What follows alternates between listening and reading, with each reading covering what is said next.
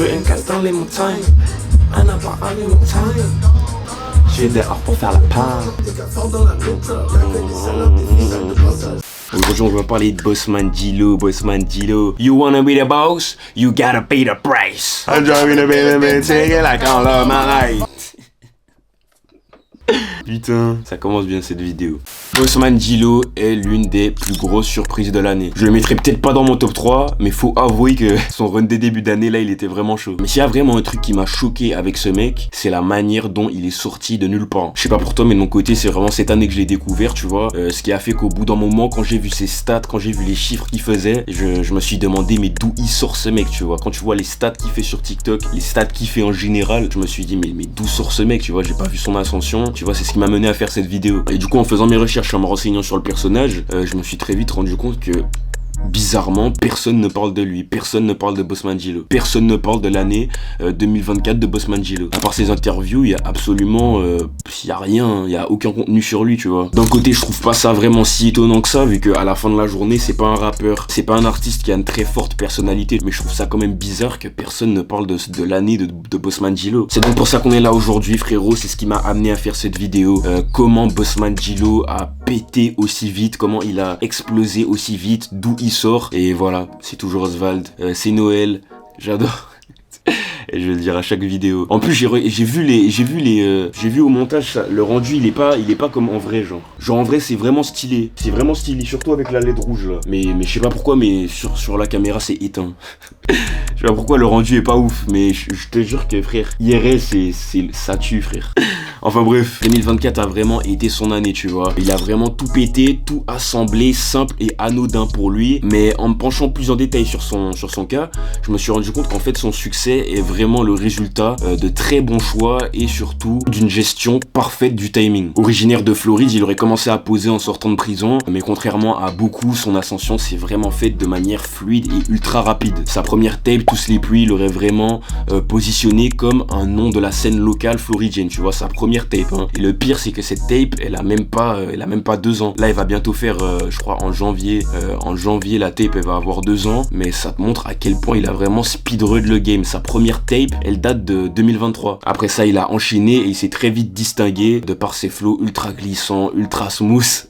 Il a feat avec YTB Fat. Puis après, on a eu une deuxième tape qui s'appelait encore Too Slippery, mais cette fois-ci, c'était un 2 à la place du tout, tu vois. Genre là, c'est Too Slippery, genre 2 Slippery, tu vois. Et là, il a vraiment pété. Là, c'est là qu'il a vraiment décollé, tu vois. Je trouve vraiment bien choisi que toute sa DA tourne autour de Slippery, tu vois. C'est vraiment le terme parfait pour décrire son sound. Il glisse littéralement sur les prods. Quand il pose sur les prods, t'as l'impression il glisse sur les prods. Ses sons s'écoutent vraiment sans effort. C'est limite satisfaisant, tu vois. Genre, c'est limite satisfaisant. Comme je t'ai dit, son ascension semble un peu hasardeuse, mais en dehors de ses flows et de ses lyrics ultra catchy, il s'est surtout imposé de par sa capacité à comprendre la méta du moment et à utiliser les armes à sa disposition pour vraiment quitter le stade de rappeur underground, entre guillemets, tu vois. Et il l'a fait en commençant par exemple par les plateformes de freestyle. Les freestyles sont aujourd'hui devenus sa signature. Bien avant que TikTok devienne son terrain de jeu principal, ces plateformes de freestyle lui ont vraiment permis de démontrer au monde son talent brut et de vraiment toucher des audiences plus larges. En début d'année, il a vraiment fait une entrée fracassante sur les plateformes de freestyle,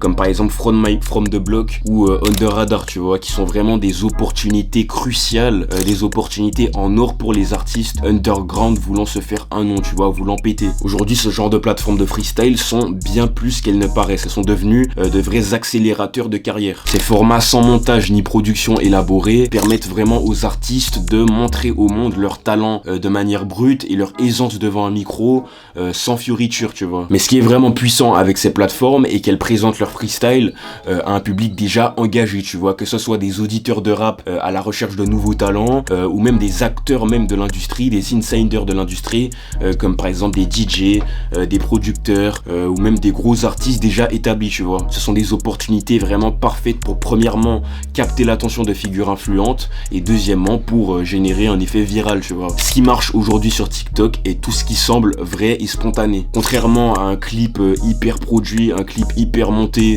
enfin tout ce que tu veux, produit machin, un freestyle sur une plateforme comme Under Radar met vraiment en avant le talent brut d'un rappeur dans son essence sans fioriture. Les bars et les flows uniques ressortent beaucoup plus dans ce format, ce qui permet vraiment de distinguer les mecs vraiment chauds des autres, tu vois. Et même si on parle du format dans l'aspect vraiment littéral, tu vois, du terme, on se rend compte qu'il est vraiment optimal pour tous les formats courts, tu vois, tous les formats adaptés aux réseaux sociaux, que ce soit les TikTok, les IG Reels, enfin tous les formats allant de 10 à 30 secondes, tu vois. L'artiste est debout, donc comme ça. Tu vois, genre au milieu de la caméra, comme moi. Enfin bon, là je suis pas debout, mais... En gros, l'artiste est debout comme ça, tu vois, face à la caméra, dans un décor fixe, ce qui fait qu'en fait, les extraits rendent beaucoup mieux sur les courts formats, tu vois, sur les formats téléphone, ça rentre parfaitement dans l'écran d'un téléphone, tu vois. Ouais, bon, t'as compris. Et aussi, d'un autre côté, Bigza a très vite compris... Bigza a très vite compris que ces plateformes de freestyle étaient aussi parfaitement adaptées pour choquer son sound. Avec ses flows glissants et ses bars ultra catchy, il savait très bien que toutes ces plateformes de freestyle étaient vraiment parfaites pour montrer, pour mettre en lumière son talent brut, tu vois. Surtout quand on voit que de moins en moins de rappeurs sont aujourd'hui vraiment chauds en freestyle, tu vois. De par la venue de l'autotune et de tous ces plugins fréquents, aujourd'hui les performances en freestyle se perdent de plus en plus et de moins en moins de mecs savent vraiment performer en freestyle, tu vois. Là je parle pas du freestyle, je parle juste de la performance devant le micro, tu vois. Donc il a vraiment compris ses forces par rapport au marché et a su en tirer avantage. Contrairement à un artiste ayant un sound entre guillemets plus artificiel, tu vois, disons avec beaucoup d'autotune ou un sound plus artificiel de manière générale, ben pour lui ces plateformes de freestyle représentaient bien plus que des simples opportunités, tu vois. Elles étaient vraiment pour lui des portes de sortie pour transformer son buzz local en succès national. Pour te dire, cette année j'ai compté, il a apparu sur 12 plateformes de freestyle. 12 plateformes de freestyle. Tu sais c'est quoi 12? Il a vraiment utilisé ses avantages à 100%, tu vois, on peut... Il a vraiment abusé du bail. Donc tout a commencé le 10 janvier avec son premier freestyle sur Creeping Through the Streets. C'était vraiment sa première performance, tu vois, qui a pété et qui a vraiment lancé sa série de passages sur les plateformes de freestyle, tu vois. Une semaine plus tard, il a enchaîné sur Famous Animal TV, From the Block juste après, où il a performé Mr. Pat Scraper. Et là c'est laisse tomber, là c'est bon, là c'est parti. Le son a pété sur TikTok, tu l'as forcément entendu. Les gens ont commencé à créer des trends et ils ont vraiment rendu le morceau viral, tu vois. Toutes ces performances, tous ces freestyles reflètent parfaitement sa montée en puissance et la manière dont il a su utiliser ses avantages, utiliser ses forces pour percer, tu vois. Sur chaque plateforme de freestyle, à chaque passage, il a prouvé et il a montré qu'il n'était pas simplement un simple phénomène de mode, tu vois, mais vraiment un des trappeurs les plus chauds de l'année. Et contrairement à ce que tous les rageux pourraient penser, le fait que tous ces freestyles pètent est loin de là lié au hasard. Bossman Djilo est à mon avis aujourd'hui le trappeur le plus catchy du moment. Vraiment, c'est vraiment le genre de mec que même si t'aimes pas sa musique, même si t'aimes pas ce qu'il propose, un jour, du jour au lendemain, tu vas te retrouver à chanter ses lyrics de nulle part, tu vois, tu vas pas comprendre ce qui t'arrive. Et en plus, il a vraiment une écriture motivante. Quand t'écoutes Bossman Djilo, t'as vraiment envie d'aller faire de l'argent, ça te donne envie de faire de l'argent. Son écriture, elle est ultra contagieuse, elle est vraiment contagieuse, tu vois. Quand j'écoute Bossman Djilo, ça me donne vraiment envie d'aller chercher mon bac, tu vois. Et du coup, c'est vraiment cette capacité à être ultra catchy, à avoir une écriture ultra contagieuse qui l'a aussi aidé à matrixer TikTok, tu vois. Ces sons sont limite devenus des hymnes. Et du coup, son succès sur TikTok repose vraiment sur un cocktail explosif, le cocktail parfait, tu vois. Composé de ses flows ultra glissants, accessibles, ses textes ultra catchy, et son énergie contagieuse qui te pousse vraiment à s'approprier ses sons, tu vois. Là, pour la vidéo, j'avais envie de retracer toutes les trends qu'il a lancées, mais je pense que si je fais ça, la vidéo va durer 2 heures carrément.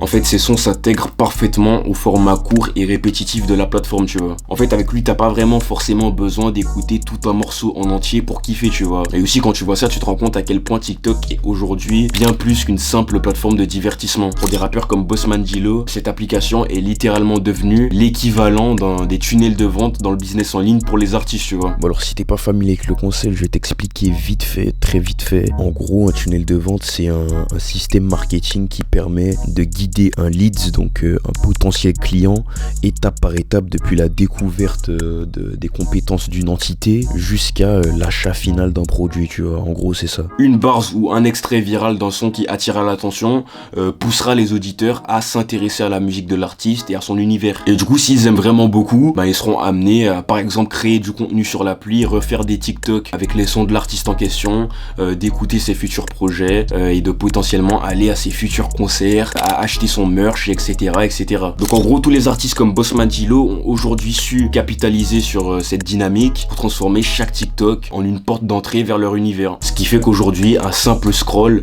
peut transformer une personne en un fan fidèle. TikTok est aujourd'hui une rampe de lancement parfaite pour tous les artistes. Bossman Djilo a bénéficié de cet algorithme non seulement pour percer, mais aussi surtout pour construire une vraie machine à fidéliser des auditeurs. Et du coup, tu vois, c'est là que tu vois la différence entre les rappeurs qui associent tout de suite sans réfléchir l'utilisation de TikTok à un travestissement de leur musique, qui restent bloqués en mode ah ouais non, jamais je vais sur TikTok, de ceux qui ont compris la méta actuelle et qui capitalisent dessus comme Bossman Djilo, tu vois. Donc frérot, si tu me regardes et que tu poses actuellement, que t'as envie de te faire un nom, fous-toi sur TikTok, je t'en supplie, va sur TikTok. Et oublie toutes les croyances limitantes du style ah ouais mais les gens vont me voir, ah ouais mais TikTok c'est gênant, ah ouais, oublie tout ça et fous-toi sur TikTok, je t'en supplie.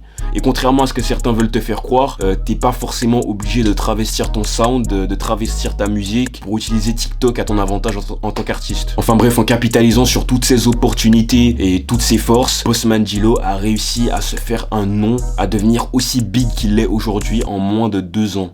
En moins de 2 ans, frère. Il a commencé à poser il y a 2 ans. D'ailleurs, je t'invite à écouter son dernier projet là, Djilo Carry. Franchement, il envoie. Franchement, il envoie. Donc voilà, frérot, j'espère que t'as kiffé cette vidéo. C'est tout pour aujourd'hui. On a bien discuté. Reste focus, reste concentré sur toi. C'est le plus important. La fin de la journée, c'est le plus important. On s'attrape bientôt. Joyeux Noël. Merry Christmas.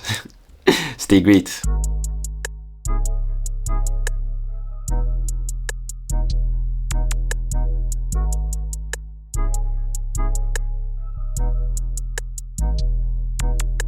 Oh man, I'm sweating.